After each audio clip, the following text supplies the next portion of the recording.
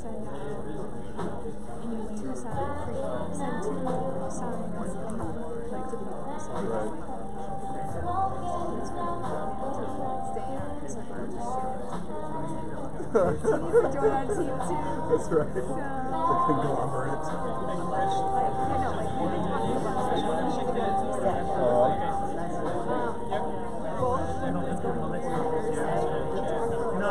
like, you know, like we've been talking about social media.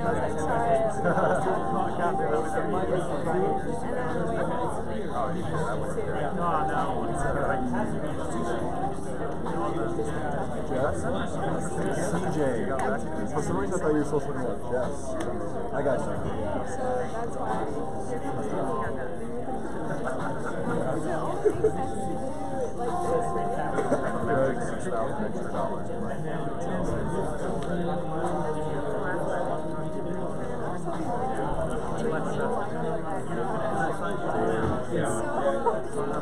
You know what my biggest problem is? How do you not really text messages? Because I have to at least. I'll show you how to do it.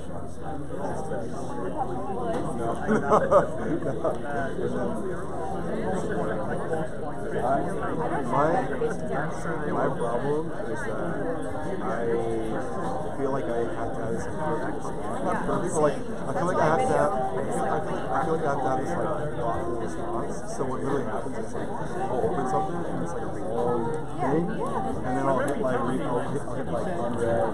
I'll have like leave it as like unread, and I'm like I'll come back to it. And then I'm like.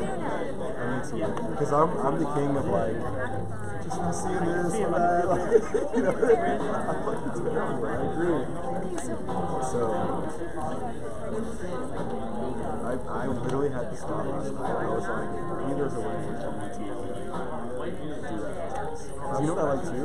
Is sometimes what I'll do is if there's 2 topics and one topic's quick, then I might respond to one topic and then back out, and I'll be like I'll let you know anything, whatever, and then like I'll back out and be unread. Does that make sense? It protects me. That's so right. You feel like that sounds like that's where it is, because then I really appreciate it. Alrighty, we appreciate you guys coming. Taylor's got the music. We're actually going to have a recap video at the end as well. That'll probably be out in a week or 2. No rush. It's going to be on Instagram Live as well, so it's no funny business. I'm going to let Taylor do the intros, but again, I just want to thank you guys for coming. To give you kind of an outline of what today's going to look like. It's going to be a panel. So normally it's a little bit different. Obviously, for those of y'all, I see some familiar faces who have been here.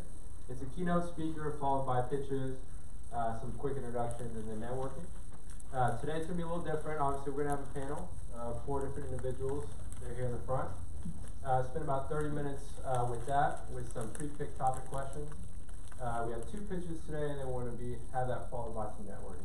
So again, we appreciate you guys being here. Great crowd tonight. This is actually pretty cool. A lot of really sharp young professionals. So if there's anybody that you're trying to connect with that's not in the audience, or you just didn't meet that person, come grab myself or Isaac, and we'll make sure that we make that introduction if they're not in the room, or if you just didn't get to meet that person. For those who are new to TechMap, Johan Bohr is actually the founder of TechMap. He started this about 8 years ago, and then he's now expanding to the Dallas and Houston areas, and Isaac and I are running here in Austin.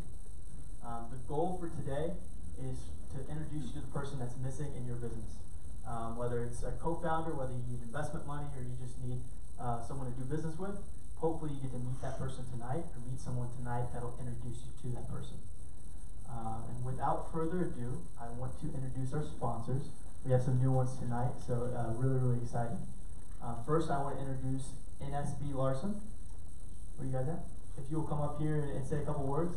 Without our sponsors, we really want to be able to operate. We want to be able to provide the food and drink for you guys and let this thing roll. So I want to let them say a couple words tonight. So I'm not used to this. I'm not used to this. I'm a bit scared. So my name is Christian Oyiba, and I'm the CEO and founder. Many entrepreneurs fail to maximize their venture's potential due to lack of time and expertise in financial management and financial analysis. We are a financial advisory firm targeted for for early stage startups. We offer industry specified financial analysis and valuation services to your business plans so you can focus on operations and capital needs. Thank you. Good luck to you all. Thanks for listening.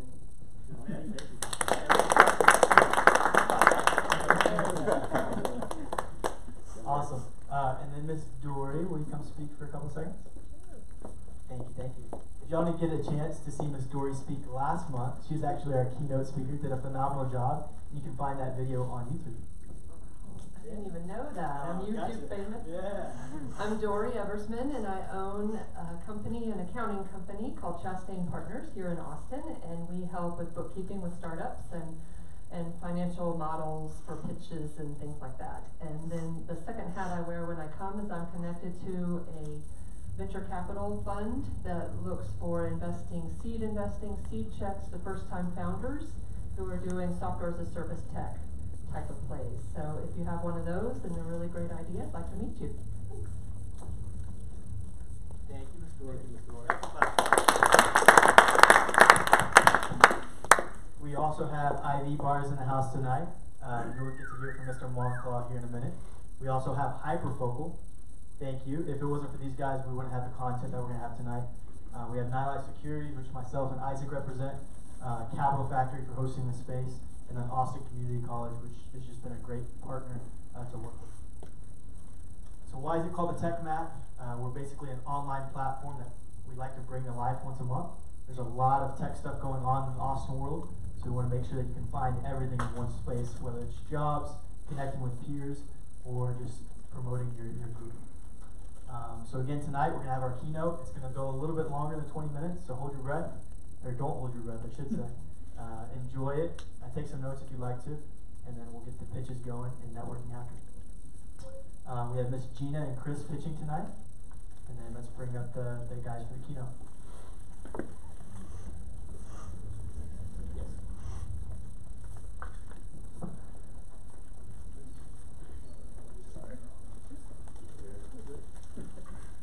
Good here. I'd like each other, guys. Come on. Alright, can't wait. Yep, I know y'all can hear me. Cool. CJ smells a little funny, so push him on. So again, for March is always a little different. We like to do a panel instead of a keynote speaker. South by Southwest is next week, so we like to change it up. This is the first Monday of March, usually the second Monday, so lots different in March. So again, we have 4 topics today. Each topic is going to have about 2 questions. Up until about 30 minutes ago, they didn't know these questions for the most part, so it'll be kind of interesting to see how they're kind of gathering their thoughts. We're going to start from y'all's left to right as we go through these questions, so y'all kind of know the format. And I'll kind of kick it off with, up until this point, you guys probably haven't met all 4 of them individually. So again, from left to right, we're going to go names and bios, and then we'll start with the topics back to me. So Colt, you want to go first? Of course, thank you for having me, and thanks for coming. My name is Colt Monclaw, originally from Beaumont, Texas. I've been in Austin now for 2 years. The particular company that I have is started as a commercial roofing company. We focus on military bases. We work across the United States. I took that and the revenue and I really started investing into what my passion is. I own a company. We have 26 storefront locations. The company's called IV Bars. We do IV hydration therapy, focusing on vitamins, as well as we do stem cell therapy as well. So really just investing in health and finding how to become and create a better you itself. So excited to be here. Those are my 2 focal points, focusing on business, and yeah, that's the one. Thank you. Los Miguel, originally from New England. Done five startups, one in progress, and I've had sort of a co-track. One is sort of MBA executive, medium-sized companies, and the other is switching between doing my own thing. 3 of the companies I'm a co-founder, and the one I'm actively a co-founder and raising Series A is called Imagine Land, which is going to be the first on-demand 24-hour-a-day premium subscription hourly daycare service around the country. Hi, I'm Alan Chuley. I'm the token old guy on the panel. We have to have one diversity, so we have to suffer through me.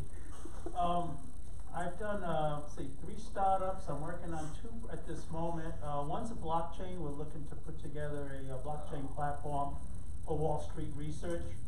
So we're working with the major global investment banks. The second is a platform that kind of reflects my own experience. I'll talk about it a little bit more. But it's designed to help older people who have fallen behind digital transformation and don't have a way to catch up. I've written a book, and we're creating an online platform, educational platform, to assist them. But it also helps younger people, too. Thank you, Alan. Thank you, Taylor and Isaac, for inviting me, and thank you, everybody, for coming out and listening.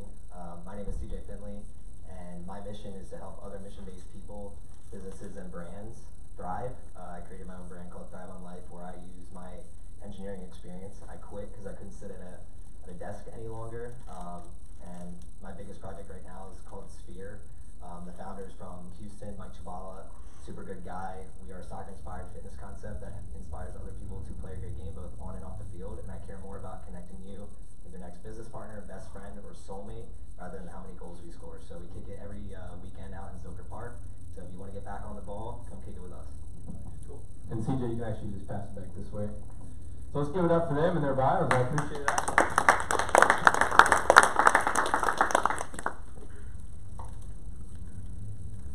So first question for you guys is really the topic of tonight, and that's how do you build a network in the startup world, and then what are some places that have proven to be ineffective as you're trying to build that network? So I'm the first one to answer every time?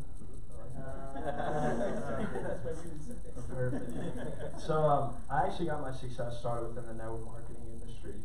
I know it's a gray area for some people, but I found a particular company and product that I really liked, and through that I've traveled the world and I've met some incredible people. So really where I've started my networking was when a particular company, particular platform that I represented starting at 18 years old and grew a very large consumer base with that. And you know, through that it really got me developed and started meeting people who were like-minded. It took people kind of sorted out and put the right people in front of me to really network with. And through then all the seeds that I've planted over the past 10 plus years have now really come to prosper and really started implementing into my own business as of now. So, you know, my biggest thing that I talk about networking as well is really focus on your social media outlets themselves and understand what you represent on that as a true representation of who you are as an individual on a daily mission.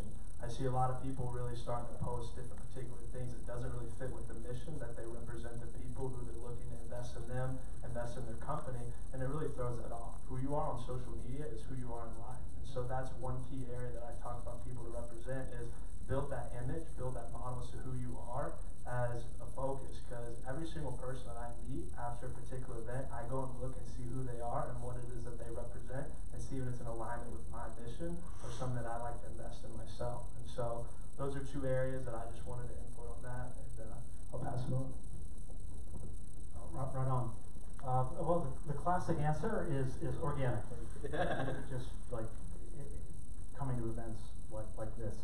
And I don't think I'm the first to say the best thing you can do is be curious and meet with people and ask a lot of questions and not really be looking to ask, but really be looking at what can you give and how can you participate. And, that'd be the biggest thing in terms of finding a co-founder. In my experience, has been a bit like finding like your soulmate or a lover. I mean, it's not, it ain't easy, and it doesn't happen often. It is a bit of a strike of genius, and I don't think there's any, I can't think of any prescription. Coming here is a good place to start, for sure. And I would think like hanging out in the places and doing the things related to what you're interested in, from a business point of view, is probably a good place to start. But does it have to be like at UTA's business school? No, I don't think so. I think someone who's not even from a business background. Cool. And what I'm going to do in the gap between these 2 gentlemen and those 2 is again repeat the question, because I know we can get lost in the answers, and again just kind of keep the audience refreshed. So again, the question is, how do you build a network in the startup world, and where were some places that maybe proved ineffective? I would take a little different tack. I think the first thing you do is know yourself. So if this is something that, particularly for example, raising capital is not something you're comfortable doing, you're probably not going to become comfortable doing it overnight. So it's about getting the right people on the bus, as with any venture. If you're not comfortable raising capital, get a person who is and get them on your bus. I've been fortunate. I've been involved in over $60 million of startup investments. I have raised almost none of that myself. I had some entrepreneurial things where companies wrote checks. I was able to find a partner who was comfortable working with family offices. I've been able to I married into a family that was willing to invest in me. These are things that there's serendipity in some sense. But if you don't know who you are and you don't know your strengths and weaknesses, then find the people who can help make you complete by getting the right people on the bus on your team. I'm a big believer in start with your why. So why are you trying to build your network in the first place, and start from there. So I'm pretty much a shark when it comes to networking. Instead of going to places like this where you're gonna meet a lot of random people, I use Instagram, Shaper, and other things like that to actually find who I'm looking for and what I'm looking to do. For instance, I'm a big hustler, but I need to surround myself with admin people, tech guys, things of that nature. So if I'm building something, they can support what my strength is. I think one of the biggest problems that people have when they try to build their network is they hang around people that are like-minded like them, and that causes them an issue because they can't build anything if we're all in the same boat at the same time. You have to build around what your weaknesses are instead of like doubling down on your weakness and trying to get better. It's find somebody that has your weakness and they're passionate about that. Yeah, so things like this are great. Another thing that I would suggest is whatever you're passionate about. So I'm passionate about fitness and entrepreneurship, so I'll just go right towards those areas and I'll find people that kind of segregate themselves within those two spaces, and then we're super passionate in whatever project we're into. It's never a hassle of like, this person's not pulling their weight or whatever it may be. What's ineffective, I think, is not knowing your why and why you're showing up here. If you don't know what you're trying to get out of this, you're not going to get anything out of it. You want to understand yourself, like Alan said, and then really hone in on who you're trying to find and why you're trying to find them. Cool. And I'm going to do a little bit of free form here. I wasn't planning on this. So we're actually going to do one question per topic, and then we're going to see the majority of the Q&A for at the end. So is anybody in the room who has a question regarding topic 1 that you would like to ask all of them or some of them? Any hands? Yeah. I just didn't hear anything that anybody has suggestions about what's ineffective. Do you have any suggestions of what doesn't work? Like, oh, I've tried this 30 times and I've never found anything done. Are you looking for money or are you looking for Team. For a team? Yeah.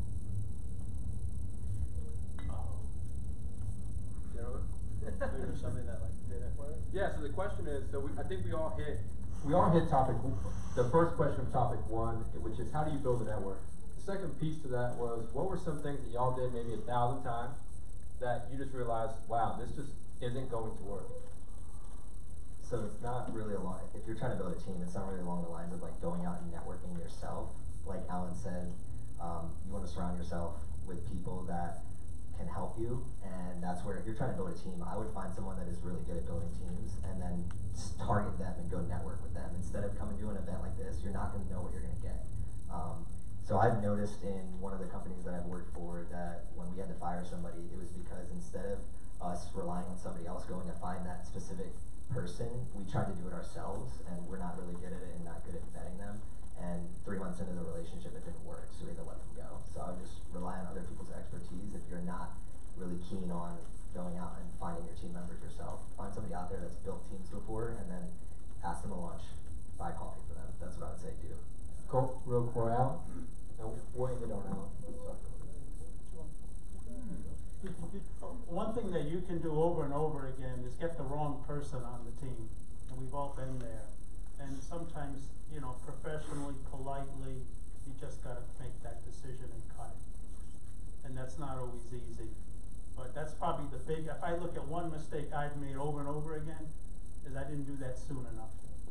My loyalty, you wanna be a nice guy, all the things you wanna think it's a good person, and you're not helping anybody. Sometimes you gotta be fair to everybody. You gotta do it with respect and dignity, but sometimes you just gotta do it. Alan, real quick, where are you from?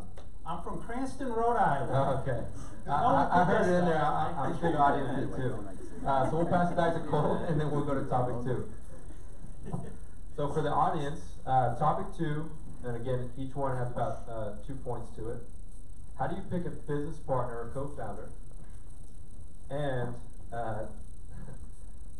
what do you say to somebody who would rather hire a staff opposed to hiring a co-founder? So I know a lot of people, especially in this space, they're more interested, or a lot of people are interested in, I need a co-founder because they have X, Y, and Z. I'm the total opposite. And so we kind of need to make that marriage to make it happen, right? So again, what would you say to somebody who would rather hire a staff opposed to just finding a co-founder and building as a team? And is one better than the other? So I know that one's kind of longer, so I don't mind repeating. But again, Colt, if you want to start with, how do you pick a business partner or a co-founder? For sure. So, for my roofing company, I have one particular partner, and I'll focus on this. When we got started, our main point was to really, and y'all, I don't want to be a parrot repeating a couple things, but it was to find out what his strengths were and find out where my weaknesses were, and then focus on what it is we needed to do. We met building a particular company before. He ran all production, I ran all the sales and building the sales team, so it was a perfect match for us to move forward. In the IB company, I have 5 partners, and we did that exact same thing. We started with 3 of us, and we brought on 2 particular individuals because of the value that they brought to the table. My biggest thing in any business is realizing the value that someone brings, rather than understand the reward that should be given to them themselves. And these individuals have shown it over and over and over what they've done and what they've created. So they were that puzzle piece to our puzzle that we were developing, and it was the right fit moving forward. And so I don't have a precise answer. It was all just over networking and planting that seed, and somehow it all just came together. And really, I mean, it's cheesy. I think it was God's plan. I mean, the way that it all came together and really fit so perfectly because we all brought something particular to the table.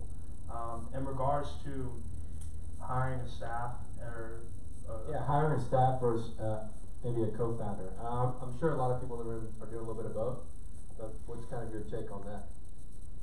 I don't have the best answer. I mean, I'm not some guru, but in my opinion, I have a huge staff, and my staff primarily starts on a commission-based structure. I do have somewhat of a base, but I put it in a way where if they want to win and they really want to create massive success, I have that platform for them, and through that success that they create, there's levels to moving up within my company to where they have more and more of a say in what it is that we do. So we build particular business models with the staff first, and they really work hard and give it to them where they can move up and really become something part of the company itself. So that's kind of how I weed out the people that really run my company itself. Thank you. Thanks.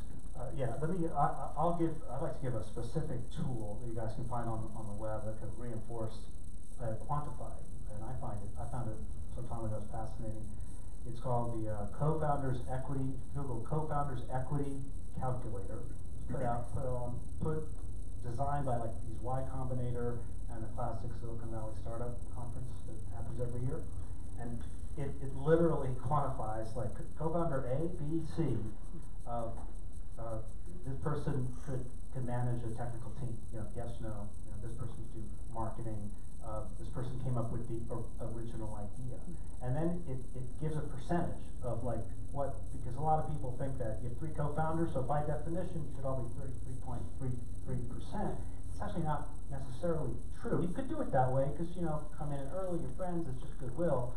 But that calculator, and I can give you the URL later, will actually quantify, and it'll surprise you a lot. Because, for example, you might think that like the concept is like, well, I thought of the idea.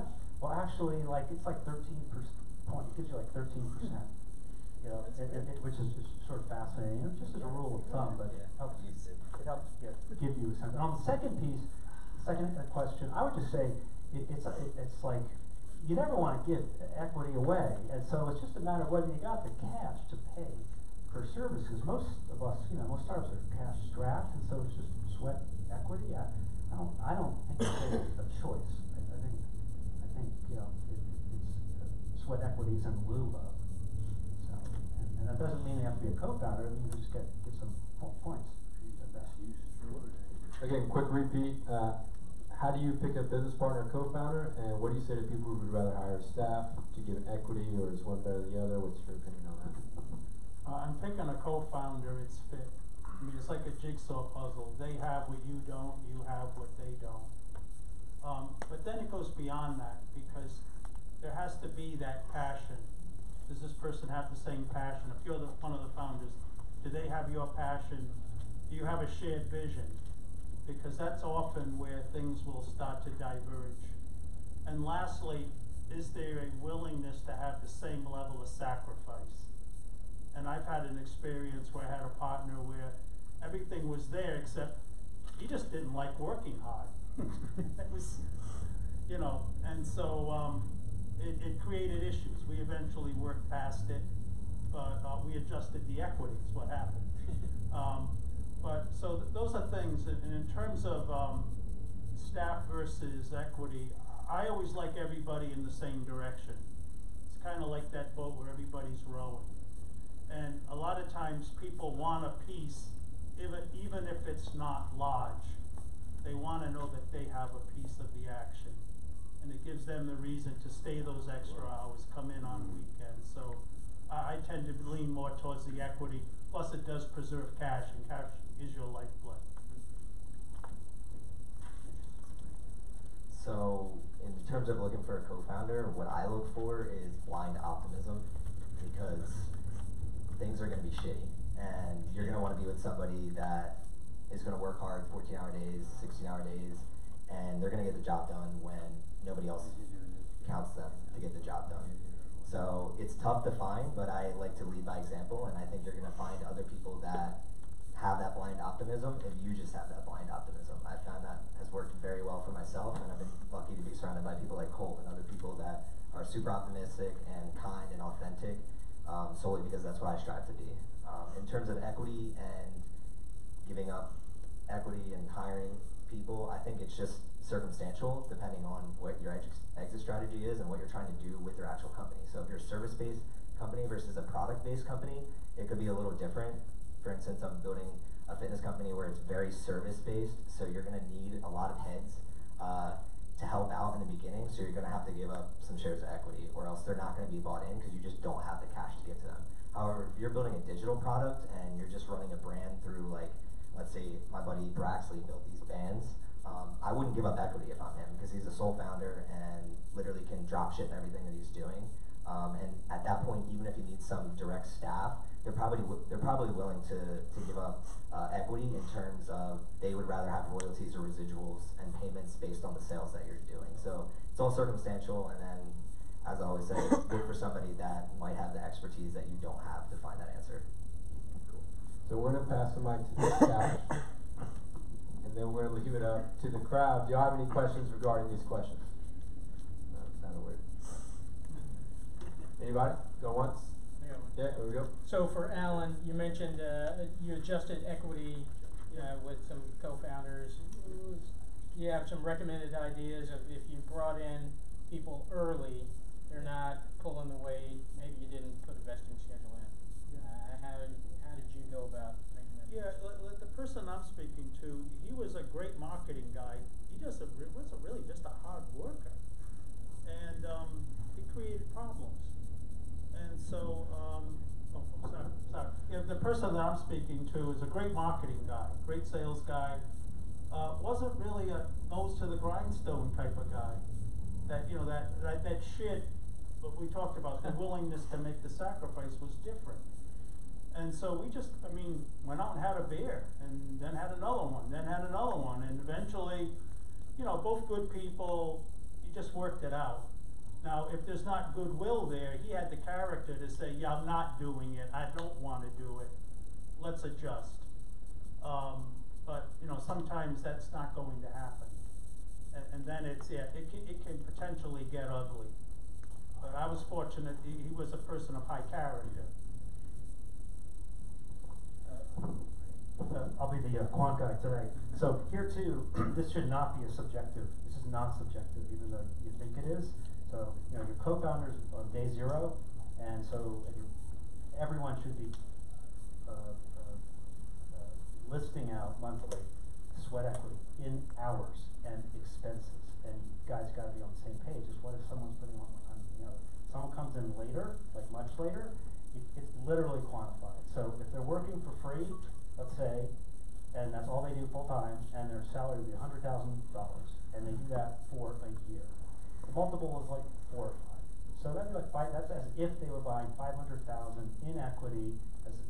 convertible note, so that when its valuation happens, it will get the points relative to 500 grand. So these things can be quantified, and just know that, it can be found, people do those things, if you don't know. I have a book that everybody could read that'll explain just that. Yeah, 2 seconds so we can move. Read the book Slicing Pie by Mike Moyer. It'll teach you everything you need to know about what he's talking about. Awesome. Are y'all ready for topic number 3? Yeah? Alright, cool. So how do you raise money in a realm where everyone needs capital to start a business? That's the first part. And then the second piece is, what's a non-negotiable list of things that you need to have checked off before you start asking for money? Cool. Okay, I'll answer this. I wasn't particularly in a very startup setting. One of my good friends, Alec Mock, is in a startup. I've really seen how it goes. I created my business, took the revenue from that, invested in ID bars. From there on, we had one location, and we've grown that to locations by doing a trademark partnership.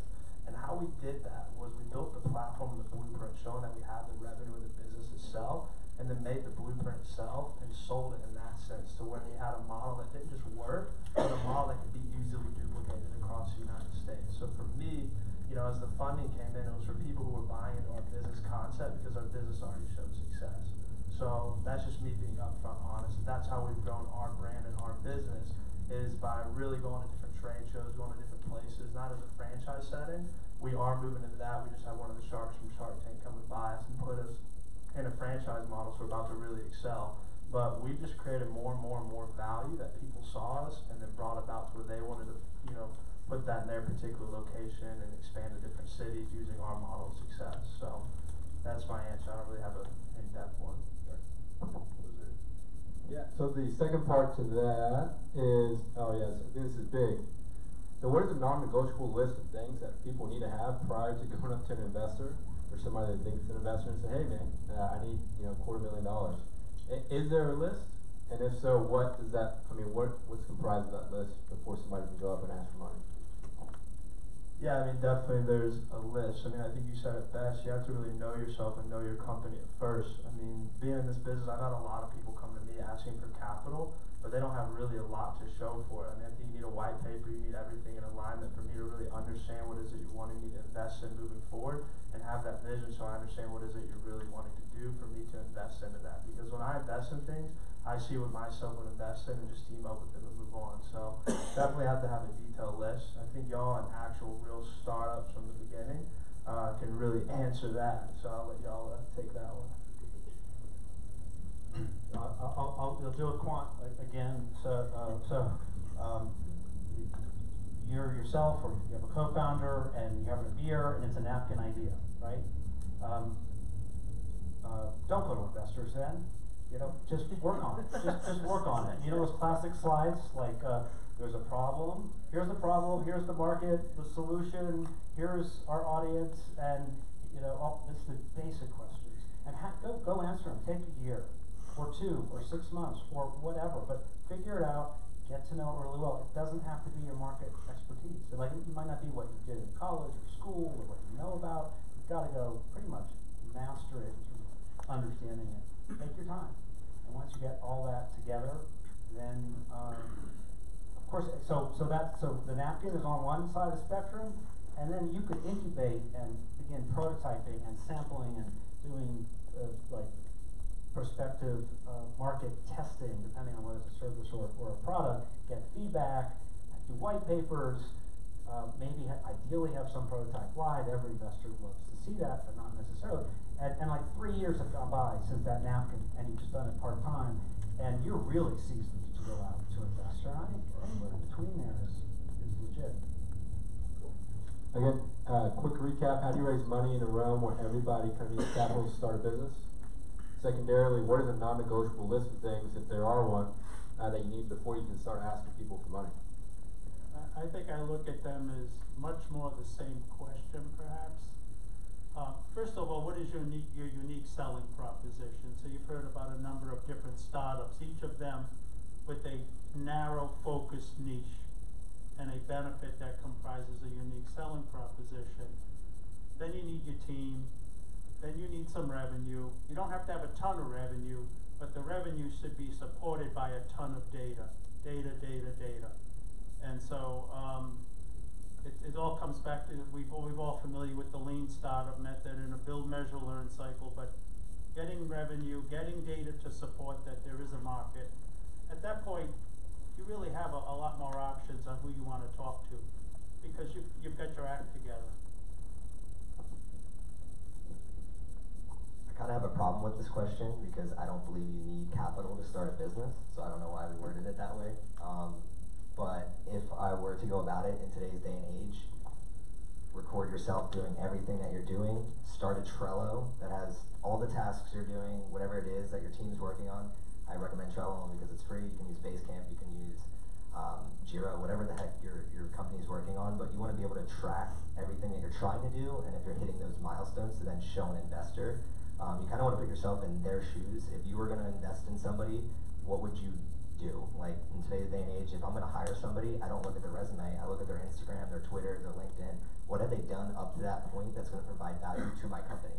So think of that as if you're an investor, who's going to give me money and a return? Well, if somebody was a scholar athlete, an A student, got a really good job, and then save up money and bootstrap his business, well, that's probably a good person to invest in. But if there's someone that's shady and you can't find their Instagram or you can't find those things, probably not a good investment. And then what is the list of non-negotiables? I think team. The biggest thing that, from my perspective, would be if you want to invest, it's if you're investing in people. That's all it is. I kind of just hit, like you said, this is a two-part question, but it's kind of one, is build yourself a team. And I think that using social media and using those outlets and documenting that, I've actually raised money off of a blog. So writing a blog and just my journey, an investor saw my journey and was just like, this kid wants to help people and wants to do things, and we sat down and then I built a relationship with him, and that's how that ended. So if I'd never started that blog, I never started my Instagram, I wouldn't even be sitting here. So for the most part, all the questions have been directed at couch number 2. So does anybody have a question that we can point to these guys regarding, again, how do you raise money and what are some non-negotiables? Any questions? 1, 2, move. Oh, in the back. Yeah, so whenever you guys do get investment money, what's the first thing you look at as to where to allocate that investment money? Say that again? How do you go about vetting where you allocate your investment money first? So are you talking about the aspect to of answer that investment? question, the money that I am getting as an investment, I already have a particular idea as to why I needed that money and where that money's going to go. So that's the only reason why I'd be asking for the investment, knowing that there's a particular part of my business that needs it for that growth. So I wouldn't even ask for it unless I know specifically where that money's going. So maybe you have a better. No, that's perfect. Cool. How's the crowd feeling? Y'all like the questions so far? Yes, so? Getting some nods. What about you guys? I'm putting y'all to sleep. Yeah, good. Alright, so this personally is my favorite topic, and so I've saved it for the end. This is the last topic with, again, a 2-part. So part 1 is, when should a founder and or employee quit working on a project? Due to not raising money, not generating enough revenue, lack of synergy, not being paid. And then at what point do you completely just pull the cord and say, hey guys, this is great. This idea and or this team is just not going to work moving forward. So yeah, what do y'all's take on that? Yeah. Answer to that question is, a lot of people get in business and the first thing they do is go and try and find an investor. Rather, I think the first thing you do is find a mentor. Somebody in that space who's absolutely rocking in that field and you can learn a lot from. Because with that final decision and knowing and their guidance, you already have an idea of, you know, an end result. You already have an idea of an exit strategy. But really not to focus on that is I would never really pull the plug. You know, there's so many ways to create a type of revenue to support yourself in today's time, taking assets to create money, Uber, Airbnb, different things that you can create revenue for yourself while still working on that. Don't leave your particular job. So if you're an employee now working on a startup, continue having that revenue and don't leave until your startup becomes a full-time and is already paying you more than that particular job. I see a lot of my friends who are working, they're like, oh, I'm an entrepreneur, I'm gonna quit and do it. Don't do that yet. Keep working on yourself and getting paid at the job that you're working on, and just learn how to work hard on yourself and hard on your job, and then work on your startup as the time going on. Those are 2 things that I realized a lot of my friends quit that job and start this, and they end up just becoming more uneasy and uncomfortable, and then they quit the entrepreneur and they go back to a job and they think they can't do it. So focus on what it is you're doing for that revenue, and then quit when your startup really starts to take off. So. I'll answer it this way. Bill Gross, the founder of Idea Lab, Silicon Valley, seen 1 million startups, it must be big VC. He looked at his whole portfolio and all of his buddies and all this. I brought this with me because the stats are extraordinary and they're not intuitive. So it's like almost 75% of what ended up being a successful startup was, you guys want to guess? Not quick. Timing, number one, which is a little painful for us, right? As the perennial optimist. Well, is he really? Is that or is he just dumb? Timing, but we don't have control over that. And the second thing, though, speaks exactly to what we were talking about: team, people. The bottom, 14%. This is out of 100 pie, right? So small numbers. The smallest number at the bottom is funding, and so it's really easy to get discouraged when no one's interested in funding it and so on. But you think about that reality, and then it really speaks to timing and team, and then number 3 would be concept. So you say find a mentor. Couldn't agree more. At the same time, I say find a problem. I mean, entrepreneurship somehow in today's world is becoming this like sexy thing with all these syllables and like that's what I want to be when I grow up, and it's like it's a lot of BS. And it's like you are solving a problem. Period. So go out and find a problem in the world and create a solution.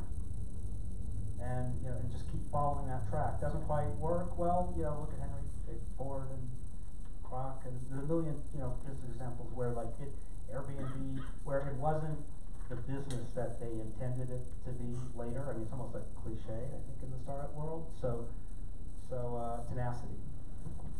Wait, hold on, last, real quick. 5 syllables. And there are 5 or 6 syllables in entrepreneurship. Yeah, 5 or more. So again, to repeat the question, when should a founder or employee quit working on a project? You're not raising money, revenue, etc. And do you pull the plug? And if so, when? I'll give you a little different experience. I was fortunate enough to be a CEO of a fintech startup. We earned 14 United States patents on equity trading technology, licensed it to Bloomberg. The product was sold as a Bloomberg product.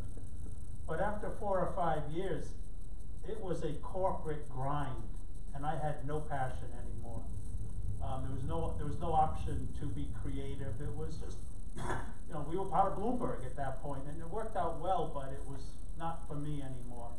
I was fortunate enough to select my successor as the CEO, and then I decided, well, let me start hanging around Capital Factory and see what's going on in the startup scene here. So having done 3 startups, I walk into my first meeting thinking I might actually know what's going on and help somebody. Within a half hour, I realized I had no idea what anybody was talking about, and that I had developed a micro-focus, a narrow but deep dive into equity trading technology. I could talk about EMSs, OMSs, the fixed protocol, latency. I could go as deep as you needed. But I had missed the overall picture of digital transformation across our society, and I came to the conclusion, as painful as it was, I was digital obsolete. And that was very difficult because at the time I'm 60 years old. And so what I decided to do was to go find an online resource to catch up. But there were hundreds of great courses on machine learning, data science, Python coding. But there was nothing on what a business person needed to know about digital transformation. So there I am up the creek without a paddle. I had to create my own learning program on digital transformation. And so I called this period my sabbatical, and I actually wrote a book. So this is it. It's called Winning in the Digital Tornado. And if there's anyone out there among you that really feel like they've fallen behind digital transformation and you need a path to catch up, this is a way that could help you. And I'll point out Yuan. Could you please stand up? Yuan's my business partner there. He's the guy with the brains. And so talk to him if you'd like to get a copy of the book. So what happened with me was I I simply lost passion, and I didn't feel I had creativity anymore, and that was time for me. I need to move on. So I think, as I mentioned before, everything is circumstantial, and for this specific question, it's how much risk can you take? Do you have kids? Do you have a wife? Do you have a full-time job? It all determines like how much risk can you actually take on. I'm the type of guy that I will literally sleep in a car for my dream to come true, but now I'm married. My wife's not gonna sleep in a car. So I had to like switch my script a little bit and figure out, okay, now I need to start making money a little bit to just bootstrap a little bit better. So in my specific case, I quit my full-time job after, like Colt mentioned, I saved up 6 months of capital myself, and I was making enough revenue in a short period of time where I knew that I could probably last beyond that 6 months. I also knew myself well enough that I was actually gonna work harder if I quit my 9 to 5. It was slowing me down. So if you are that type of person where it's slowing you down and it literally makes you sick, like I lost 15 pounds at my job and I was like, can't do this anymore. It's too stressful because I'm not working on something that I will literally work on 16 hours a day, 7 days a week. If you're that type of person, good, great, do it. But if you know yourself well enough and you're not that person, like some of my friends, they'll openly say like, I'm not like that. So I advise them, okay, save up a year's worth and then really try and find out what you're trying to do. In terms of like when to pull the cord, I think it's just, you gotta either do it or you're not gonna ever do it, so. Great, so that's the conclusion of all the different questions we have. Now we're going to go into about a 10-minute time frame where y'all can just kind of free-form ask questions regarding any topics or just stuff maybe we didn't cover. So this is really for you guys at this point. Again, opening up to y'all. What questions do y'all have regarding everything that we talked about and maybe stuff that we didn't? Quick question. I know y'all gave us a couple tools on equity structure. You mentioned the website, you mentioned slicing pie. In y'all's experience, what are a couple that have worked for y'all to motivate each other, co-founders, as well as potentially employees? I'm going to pull them into the mix here. Keep that one. What do you mean motivate? I mean, what puts you all looking the same direction? What has worked and what hasn't worked concerning equity structure for co-founders and employees?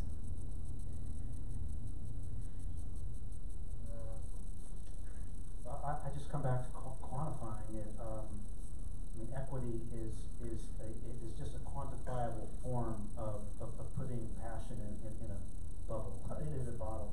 I mean, you know, what's the raison d'etre, the why, all that. I mean, that may be the biggest thing, but it has to be quantified, and that's like valuation. And you know, there's only 100 points of the pie, and so that is pretty damn motivating.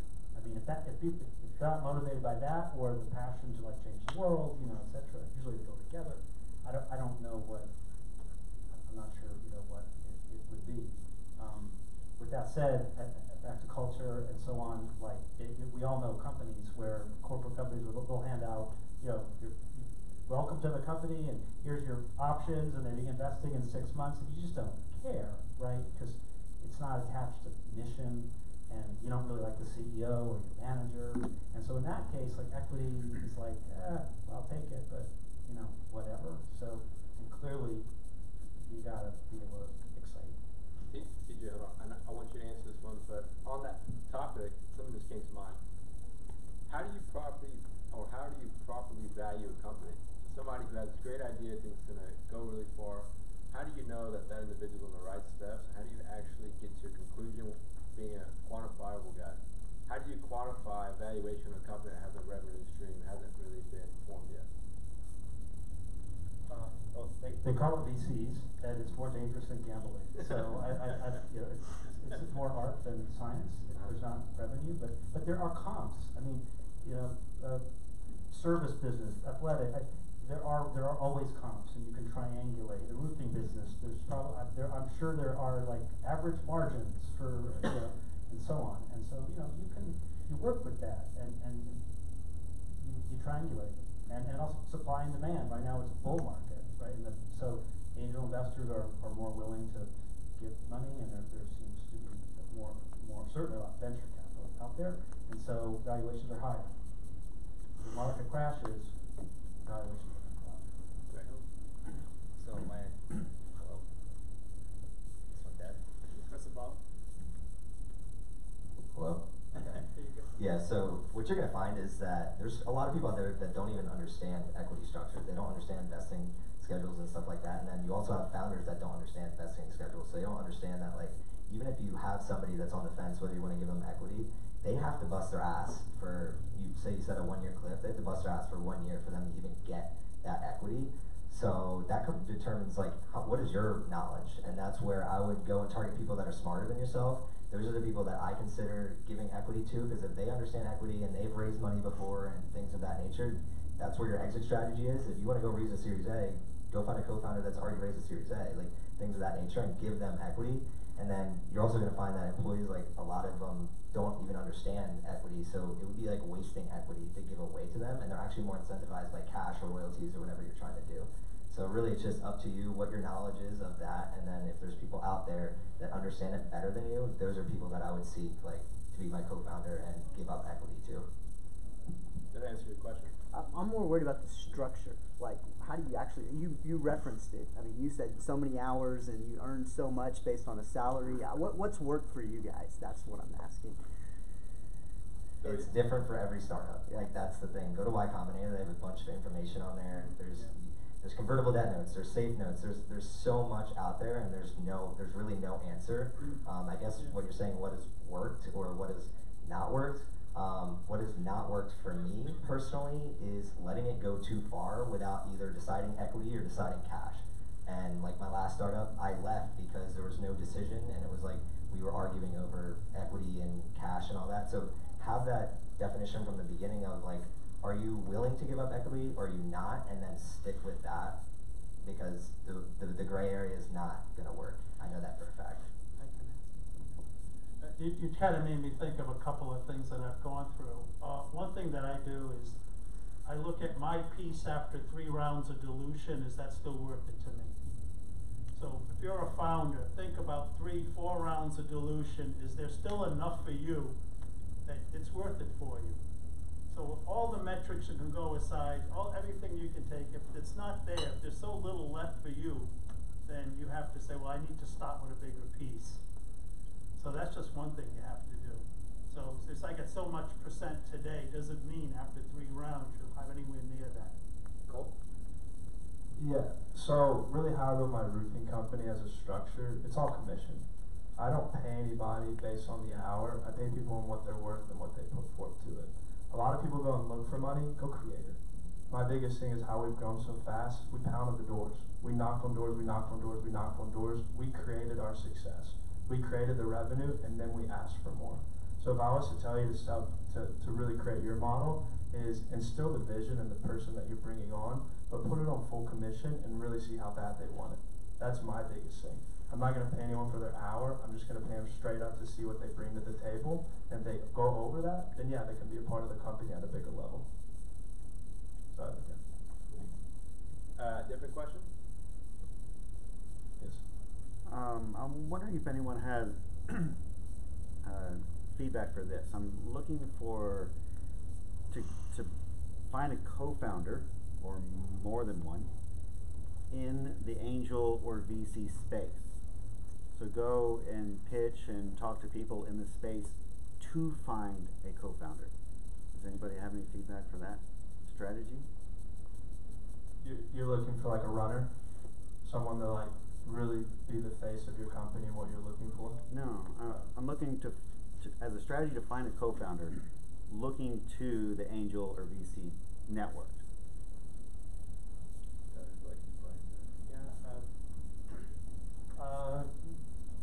Just as well as trying everything else under the sun, I don't know if that would be any more successful than any other way. VCs, almost probably wasting your time. They don't know, hungry, young, ambitious, but not already have consummated, a business or two. So I'm not sure what, unless it's like their cousin. And then angels, you have to remember, angel investors are non-professional investors. They just happen to have a lot of money in the bank. Like you guys probably manage a lot of their money, but they're not.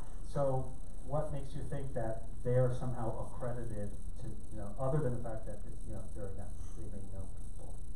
Well, yeah, good feedback there.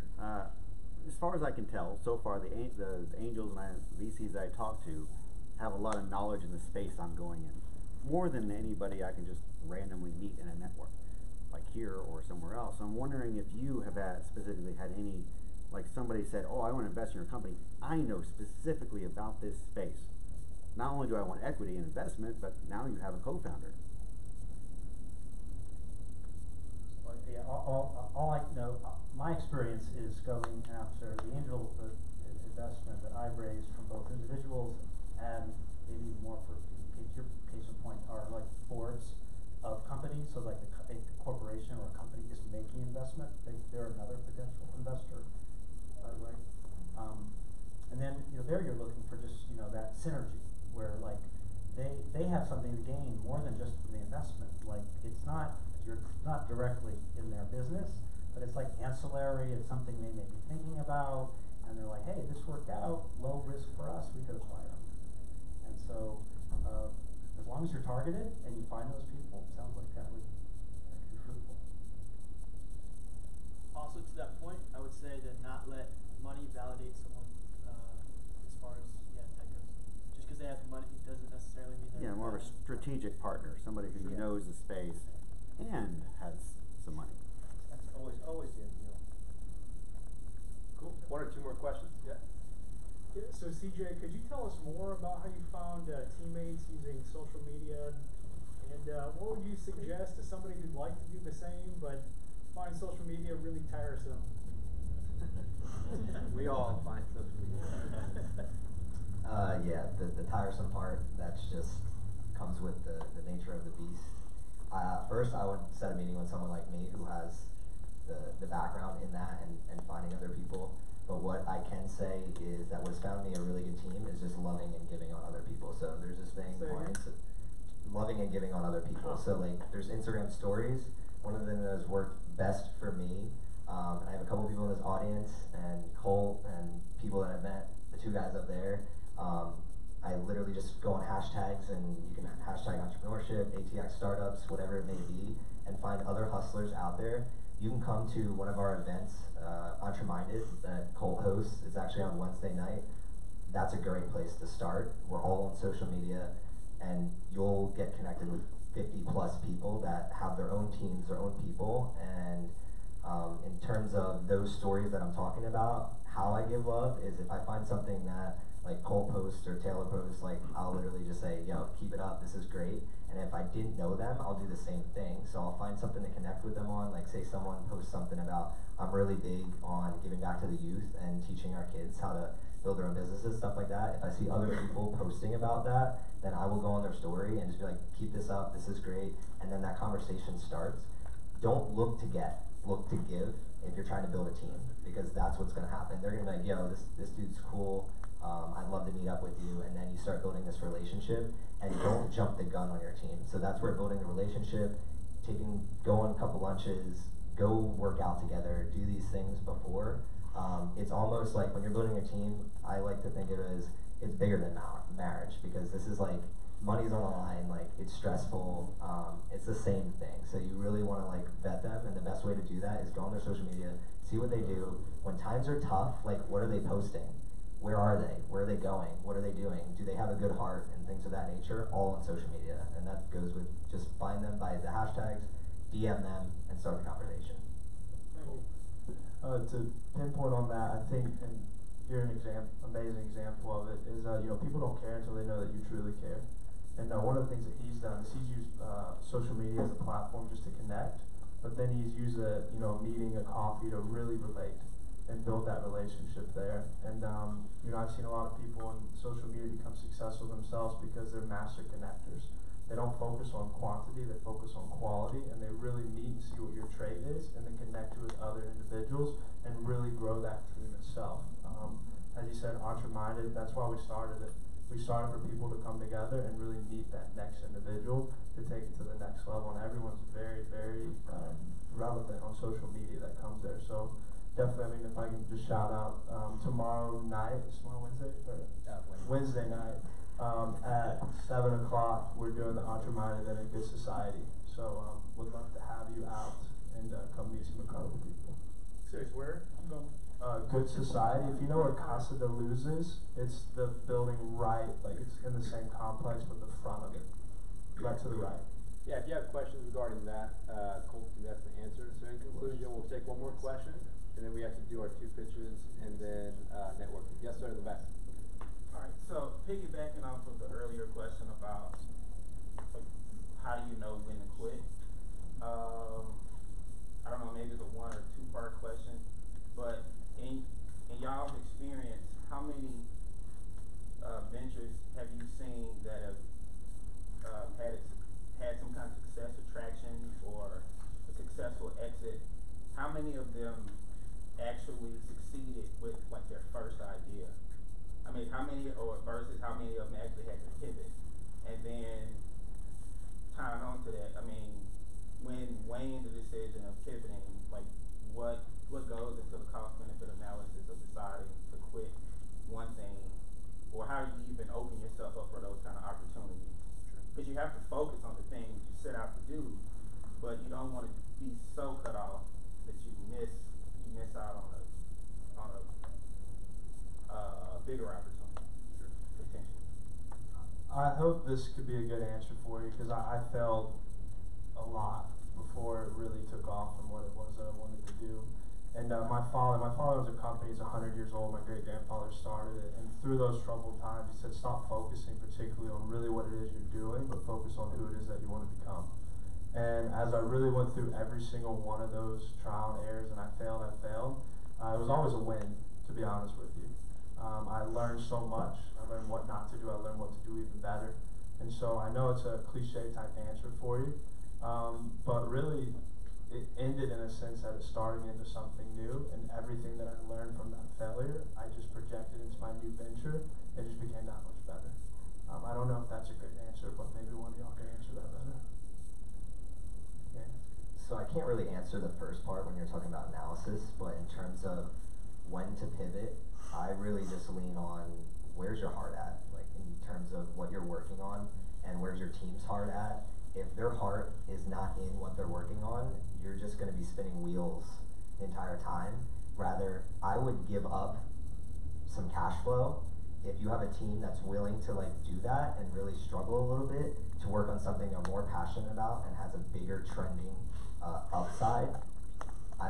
Maybe you guys can speak to the analysis of that, but I just, in the 3 startups that I was in, it was always like a gut decision of like, is this really what we want to work on, and are we willing to work on this for free for a little bit for the upside, or are we just gonna play it safe and make some cash on the side? Because a lot of people just play it safe, and that's where knowing yourself and being like, I didn't join the startup game to play it safe. Like, I want to go all the way to the top, because that's the journey is the funnest part. So if you're with people that want to do that, then you'll have that gut decision of like, let's go do that instead of just treading water and making some cash for the next 5 to 10 years. That question is close to my heart, so thank you for asking. My first startup was over 20 years ago. I've been involved in 5. None of them ended up being successful in what the original idea was. It just didn't happen. So it's almost, my experience is assume it's going to change rather than fight it. And saying that, you still fight it. You can't help yourself. You get emotionally invested. So the idea of the question is, how do you know? I would think for all the data, for everything that you can do, you look in the mirror one day and you say, I'm kidding myself. This isn't it. And so like CJ just said, it's gut. It might be that moment of truth, the come to Jesus moment, that moment of honesty, where you look in your heart and you say, that's not it. And then the question sometimes becomes, what is it? Sometimes you may know, sometimes you don't. I've been twice where I did know, and a couple of times where I didn't, and those were much harder, because it's time to walk away, but where to is not all that clear yet. And it may not be at the time, but if you don't take that first step, you won't see it. I don't know if that's helpful or not. Yeah, that was pretty amazing. Thank you guys. Give it up for them. So as we transition, thank you guys. Y'all are gonna take y'all seats over there. We're gonna kind of redo some of this, and then Miss Gina, if you kind of want to prep yourself, you'll be first.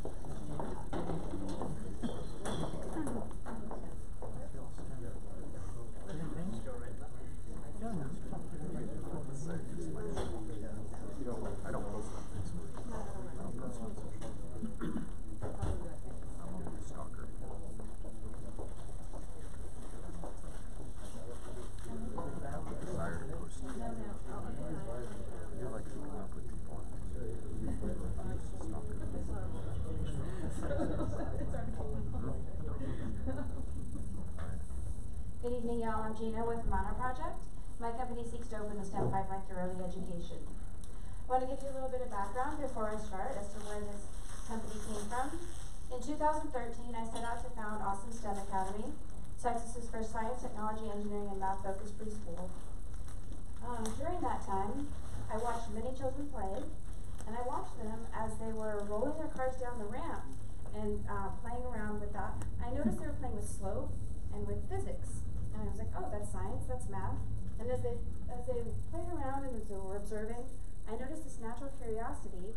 And I decided to develop a curriculum and a program that honored this natural curiosity. And the interesting thing was, it not only engaged these young students in tinkering and experimenting, but it really excited their teachers as well. So I knew I was onto something, and I knew I wanted to get it into as many hands as possible. So, in 2018, with that location, I closed it, sold the building, and decided to start an incubator out of MIT to scale that curriculum and get it into more hands. Excuse me, I get a little nervous with this. So, I put together a team. I got Andrew Robb, who's the founder of STEM.org, to join our team, and Andy Hart as a CTO. And we are setting out to help these preschool teachers.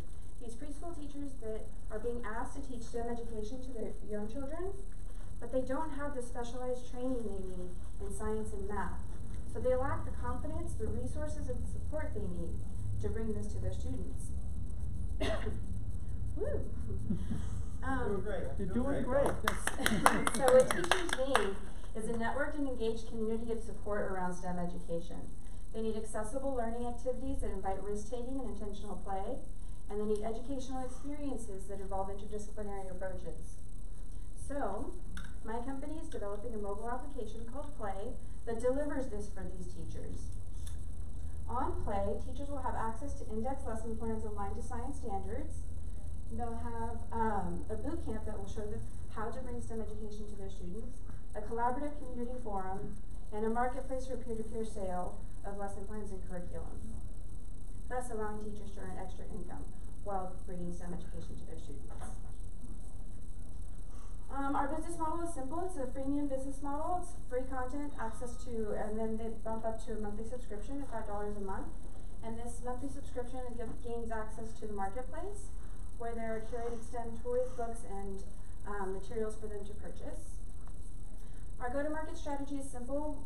Pinterest is a resource for teachers while they're lesson planning, so we'll meet them there. We'll leverage Instagram influencers, and then there are several active preschool Facebook groups that we're members of. And we'll also utilize a referral bonus. Word of mouth is huge amongst teachers. With very little marketing efforts, our website has seen month-over-month growth by 133%, and we plan to have 250 users at launch. We want to bring this solution to the 2.5 million educators working with the children under the age of 5, and we're planning to tap into the $3.9 billion professional development market. The competitive landscape is noisy in this space. There's a lot of teachers turned bloggers or parents turned bloggers, and of course there's Pinterest and Teachers Pay Teachers. Our closest competitors are Teachers Pay Teachers and Pinterest. However, we set ourselves apart as we're a mobile application that aligns, that offers these activities aligned to science standards. We are currently seeking funding for $250,000 for development and marketing efforts, And we are also looking for connections to co-founders with expertise in finance and operations. And that is us. Thank you.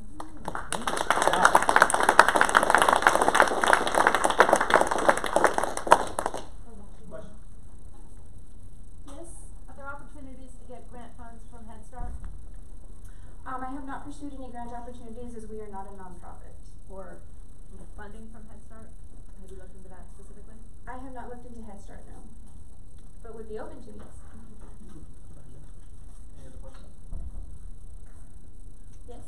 The preschool teachers themselves or the preschools, your customers? The preschool teachers themselves. It's very difficult to sell directly to schools.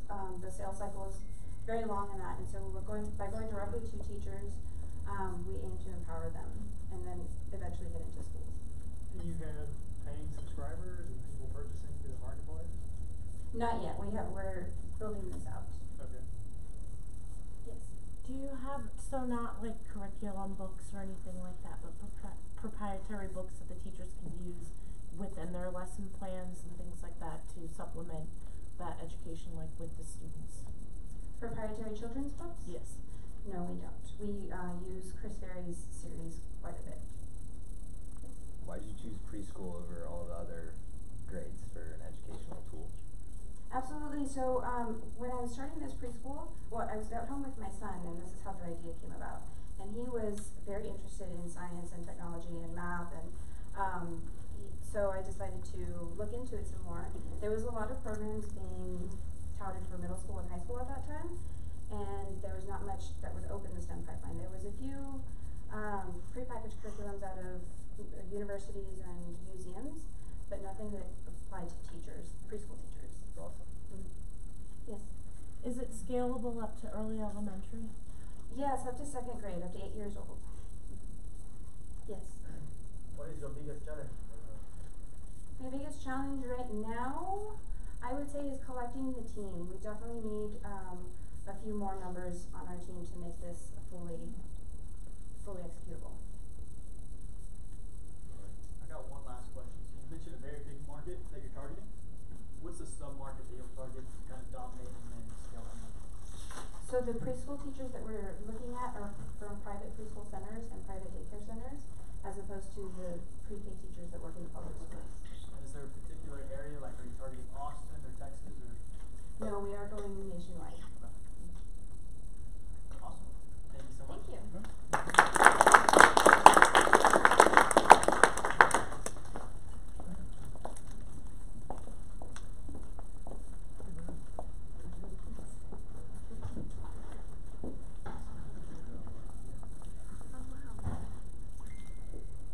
Hello everyone. We're also in the STEM education space. My name is Chris. I'm the founder and CEO of Creation Crate. With Creation Crate, you can learn with your hands instead of a textbook. What comes to mind when you think about a classroom? Fun? Probably not. Fun is the last thing I think about. I think about lectures and tests and memorization. And this is a problem because that's not how we learn. Real learning happens when you're actively engaged with what you're doing. Real learning is fun. An analogy I like to use is take a subject like chemistry. On paper, chemistry is pretty boring to most people. But once you throw Mentos into a Coke bottle, all of a sudden it becomes interesting. And that's because when you show the real world application of knowledge, learning stops being a chore and it actually becomes fun. Now most of us already know this intuitively, but there's also science to back this up. A study done by the National Training Laboratory found that learning by doing gives you a retention rate of 75%, whereas a lecture would only give you 5. That's a 15 times difference. Yet most of our education is still based on lectures. Creation Crate is bringing learning by doing to your door with hands-on projects and curriculum delivered monthly. With Creation Crate, you can learn the fundamentals of electronics, programming, structural engineering, and wearable technology. This company has been around for just over 3 years now. I started this company with $150, and we've bootstrapped it to now over $1 million in sales with a 46% year-over-year growth. We have $36K in average monthly recurring revenue. We have 60% margins, and we've shipped over 27,000 boxes to 65 different countries. We also have a distribution partnership with Staples, so we're doing okay. But After 3 years of talking to our customers, we see an even bigger opportunity here, and we're in the perfect position to capitalize on it. Our customers are not just kids. In fact, most of our customers are adults looking for project-based learning. They're coming to us for deep education content. One of our customers said, I want to learn how to build and code electronics without going to college. So what we have now works great for introductory hands-on learning. But our customers want more. They want to be able to learn at their own pace instead of being locked into a monthly progression. And like the quote suggests, they want more structured curriculum so that they can build on their skills. What we have now isn't enough. So this gave us an idea. What if we combined our hands-on style of education with e-learning? Picture this. With a combination of online courses and hands-on projects, you'll be able to learn almost anything with your hands. From biology to chemistry to electronics and programming, the possibilities are endless. So to give you an example, you can learn about atmospheric sciences and electronics by taking our course on how to build a weather station. Now this combination of online courses and hands-on application has never been done in e-learning before. And the e-learning market is growing fast.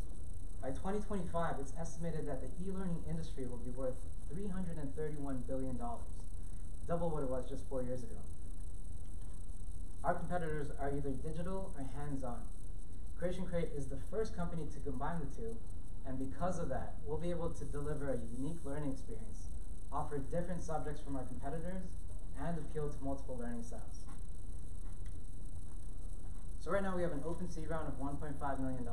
About 75% of that will go towards developing the platform and 60 new courses. 25% will go to sales and marketing so that we can build on our cash flow. This will also give us 1 year of runway until profitability with the new platform, and we'll be able to acquire 30,000 new customers with $6 million in revenue. This is our team. We have 4 full-time employees and 3 part-time. We have 4 former founders, a STEM educator, and strong backgrounds in marketing, operations, tech, AI, and fulfillment. To summarize, Creation Crate is building the first platform to combine e-learning with hands-on projects. We've already achieved $1 million in sales. We have an open seed round, and we're also looking for a UX UI designer. So if you know anyone, please let me know. Thank you.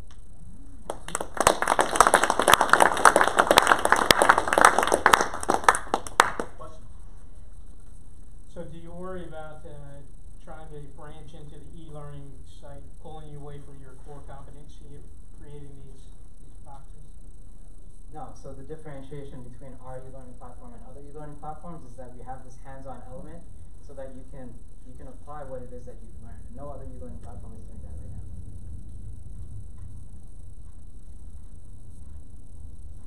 But what about the risk from someone like Adafruit or SparkFun? So Adafruit and SparkFun, they're mainly distributors for electronic components.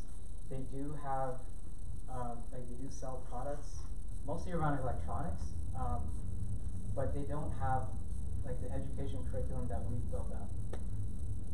And so the way we differentiate ourselves against them is the education first. Like we have a structured curriculum behind our product. We meet certain standards, and we have progressive learning objectives. Can you tell us a little of your story about how you started from your $150, how you acquired your team, all that bootstrapping, a little bit more? Sure. So, I've been starting different businesses since I was 18. I'm 30 now. I was interested in the subscription box business model. And around that time, somebody introduced me to DIY electronics, which I knew nothing about before this. But I did some research and found that there was a huge community of makers, and I figured if I could position the messaging on bridging the gap between education and technology, that a lot of people would buy in. And so what I used that $150 for was I registered a business, I bought a WordPress theme, I registered the domain, and I put up this really shitty landing page. It was really ugly. But basically, it had the elevator pitch, it had a video of an electronics project from someone else. It wasn't even my own video. And I had this counter that said, like, 10 out of 50. So I lied and said that we already sold 10 boxes. And I said, we needed to sell 40 more to even launch the company. And so I was selling the idea before I even had the product, and that was the way that I validated. And so we sold those 40 boxes in the first week. The fire festival approach, right? Except with fire scanning. Yeah, there you go. I think you had a question? Last question. How would you differentiate yourself between an online college? So why would I do that versus actually getting a degree that's self-paced, like Straighterline or WGU or something like that? Yeah, so the typical e-learning platform is completely digital. And what we're trying to do is we're bringing a hands-on element to e-learning. So you'll go through a regular online course, but each course is going to be tied to a hands-on project that you physically build, and we'll send you all of the parts to do that. And so it's a much more engaging experience. Like I showed in that slide where the research was done, it's like 15 times more effective than just sitting on a lecture. Awesome. Thank you so much.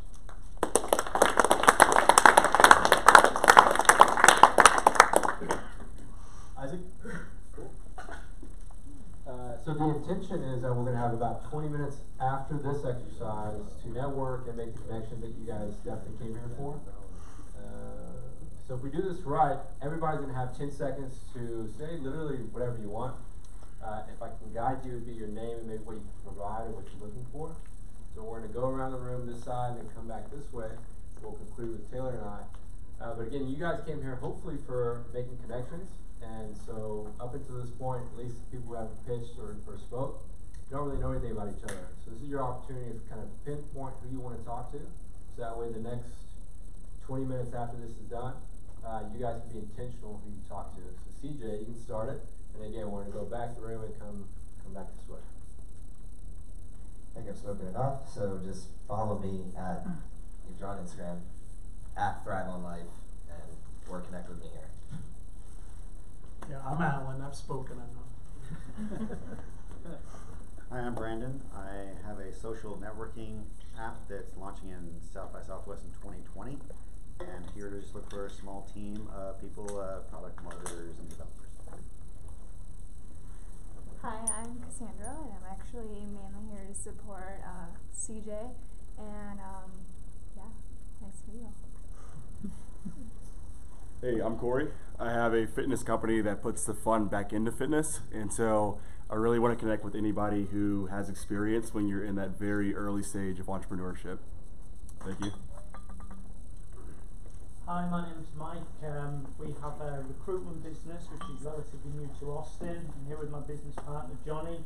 Just looking forward to meeting people who we may be able to help in the future, but importantly find out what our customers really want. Thank you. Johnny, and I started an Instagram page like a month ago, so you can follow @JohnnyRecruits. I've never asked for something like that before, but I figured tonight would be a good place to start. We're here to give. That's what our job is, to help people, to aid them in their careers, to help them find jobs. So if anybody wants any advice or wants any guidance on the market or connecting with startups, feel free to come up to us. Hi, I'm Gina. You heard from me before, and I'm looking for connections to CoFounder. Hi, I'm Tim. I've done a number of startups in the past, and I'm interested in finding things. People are interested in fintech, but more than anything, I just came to see what this was all about. My name is Rochelle. I guess I kind of fell into EdTech. My background is in education and in health and sciences, and so I'm kind of here actually looking for a mentor or resources on where to find one. Hi, my name is Yuan. As Alan mentioned, I'm his business partner. So we're here to end ageism. So if you feel that you're falling behind in the digital frontier, and you want to know what's going on in the frontier digital world, so come talk to us. Hey guys, my name is Rob. My background's actually in quantitative finance, and I'm actually running a quantitative hedge fund right now. But my business partner and I was not here. We have a pretty good idea we'd like to develop. So we're looking for a very strong Angular developer. So if that's you and you want to do something on the side, please come find me. Thanks. Hi, I'm Dory with Chastain Partners, and we do accounting for startups. I'm Patrick. I'm a software engineer. I spent the last 5 years at an aviation startup that's probably about to make an exit, so I'm kind of looking to the next thing, see what everybody's up to. Hey, good evening. I'm John, and welcome, fellow mappers. I've been with this group for a while, and I love to be here, to be surrounded by intelligent people with a passion for new business, and they follow their heart. With me, I am a passionate scientist and astute executive businessman. I'm working with patents. I own a patent. It's on the shelf. And I want to help somebody with my passion to bring their business to the next level so they can retire early.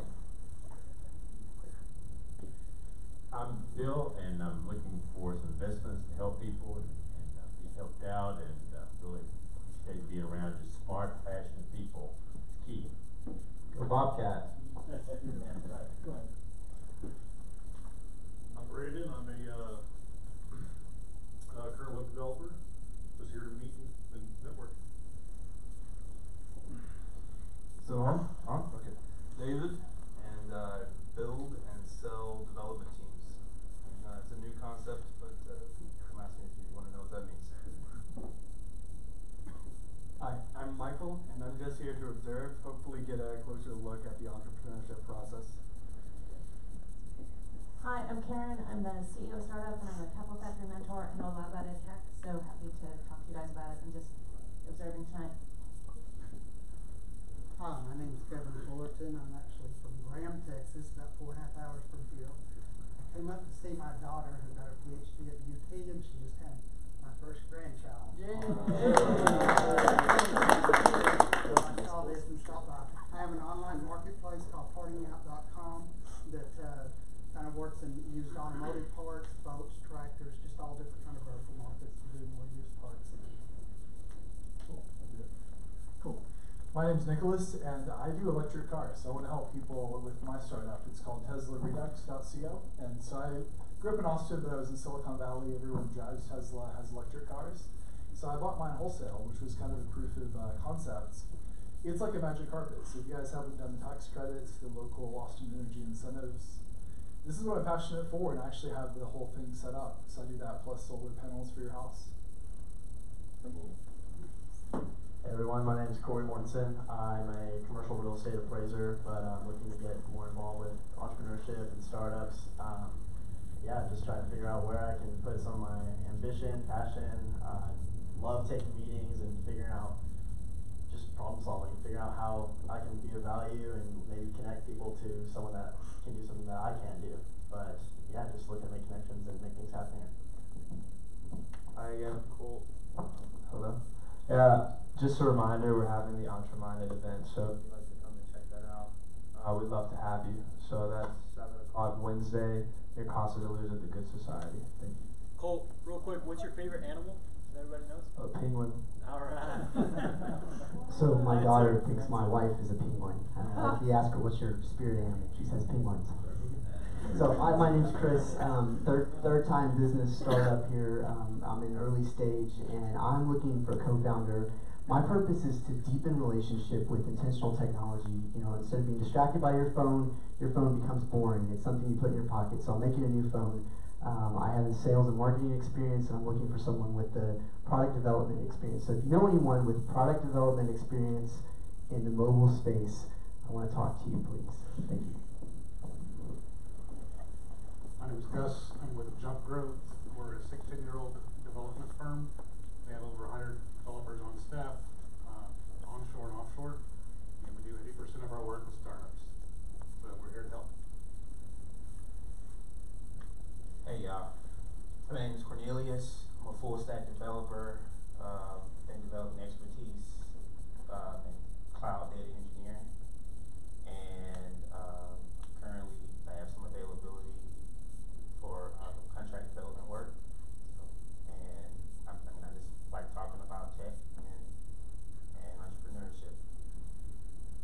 please stand up. Thank you. Hi, my name's Eugene. I'm the founder of Speak Local, and we are going to democratize language learning, and we want to help you learn how to speak a foreign language, one phrase at a time, using video. And Eugene, I'm looking for co-founders. what's your last name? Villarreal. All right, there we go. So for those who don't see, my name is Kristen. I have early stage startups with valuation services and external financing. Basically, startups that are in the pre-seed stage, just so they get confident while looking for investment and get it out there and do it. Thank you. My name is Stephen Jeffries. I help tech startups recapture some of the costs that they spend on developing and products, whether that be software or hardware, through the research and development tax credit. So my passion is helping startups keep their money instead of paying it out as taxes and reinvesting it in innovation. So if you're developing anything software or hardware, come talk to me. Thank you. Hey everybody, I'm James. I get sued by my ex-wife and my baby mama for more money and less time with my kids constantly. And that's the problem I'm working on. My company is Both Matter. If you want to know more about behavioral economics, behavioral psychology, or how to repair your iPhone, come talk to me. This is Lost here again. If I can be of assistance answering more of these angel investment questions, come see me after. And then I'm also an expert in product, consumer web services, app and browser and e-commerce. Hi, I'm Keith Nichols. I'm actually from the San Francisco Bay Area. I've been in Austin for about 8 months. I spent my career primarily in e-commerce. So built a lot of brands you probably know. Sephora, Restoration Hardware, eluxury.com, also Xenium, which is a mobile digital newsstand. We support 50 countries in every language out the gate. I'm at a juncture point with where I'm at right now, and just checking out different scenes. So, okay. Hey, I'm Nathan. I'm a web developer, just here to explore new opportunities.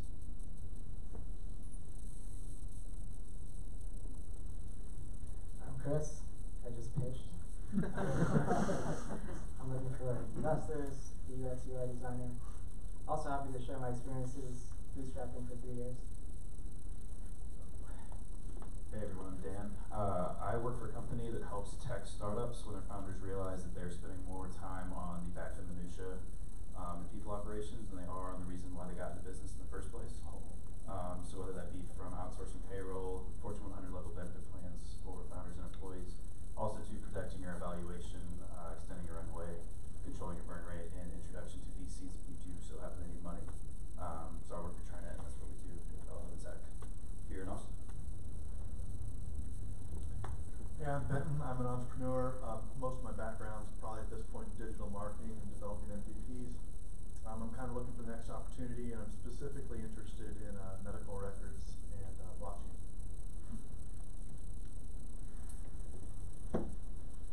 My name is Dan. I've been a commercial banker here in Austin for a number of years and looking to do some fintech and looking for a co-founder. My name is Brian Shea, founder of Zoomy. We're building a photography on-demand platform. So I'm looking to meet with potential technical co-founders and then meeting with Yuri to talk about accounting stuff. Hi everyone, I'm Shaquille Akhtar. I'm a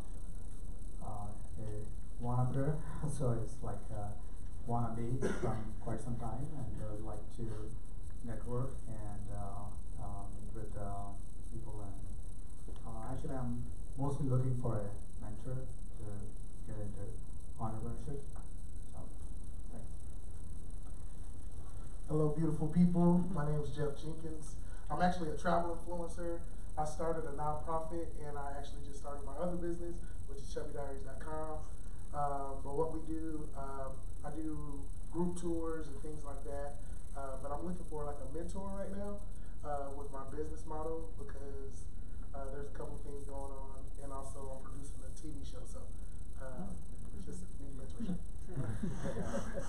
His nonprofit, the Amazi Project, is phenomenal, by the way. I'm Taylor Villarreal. I'm business partner with Isaac. We run a financial planning practice. If you smoke an occasional cigar, come talk to us. Next month in March, our cigar club's having the only open invitation event of the year. So if you want to hang out with some of the guys and smoke a cigar, come grab us.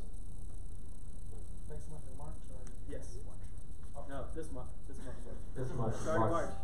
Outside of financial planning, we do a bunch of nonprofit work as well. On top of Tech Map and I guess the Cigar Club, we try to stay pretty busy. But above all else, we appreciate y'all's time. I know it's Monday, it's evening. I'm sure there's other things that you guys could be doing, so we do appreciate you guys coming to this event. Two things to add: we're going to give away a bottle of rosé and a bottle of wine with our very fancy Tech Map hat. Before we do that, housekeeping. You see a beer bottle, whether it's yours or not, a bag of Doritos, whether it's yours or not, please pick it up. If not, Taylor's going to have to pick it up. And so that's not going to be fun for him. So we'll start with the rosé bottle and the Tech Map hat.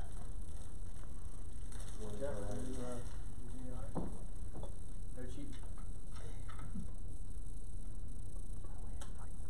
Miss Dory! Oh, Dory, you seem to win almost every time. Oh my goodness. We talked about this.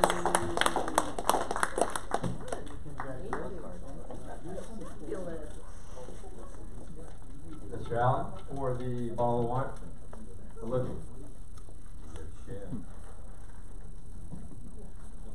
So Dan Knight with Trinet. All right. Cool. All right, I appreciate you guys. We have another about 17 minutes to network. Hopefully this was fun. Hopefully we got some of your questions answered. Please feel free to pinpoint whatever it is you're looking for. And again, thank you for coming.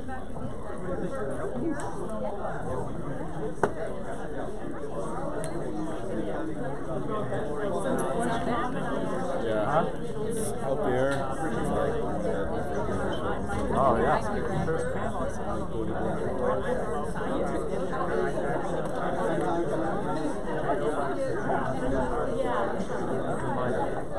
Get on Instagram.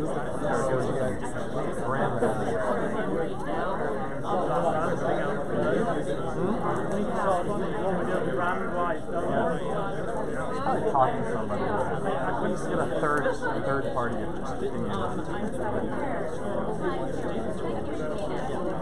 it going? Meet you in person. We talked 3 weeks ago. We talked about which job? I don't remember. Was it a VP of operations? Yes. Okay. That's right. Okay. That's right. Now I remember. So I got your resume over them. Actually, they just filled the role. Yeah, so just filled the role. Candidate literally just accepted the job today. So, yeah, but yeah, like I said, you know, it's one of those jobs where like you pitch it to candidates and you never know how they're going to react. It's like it's not your typical like not your typical job here in Austin. Well, cool. How's your job search going?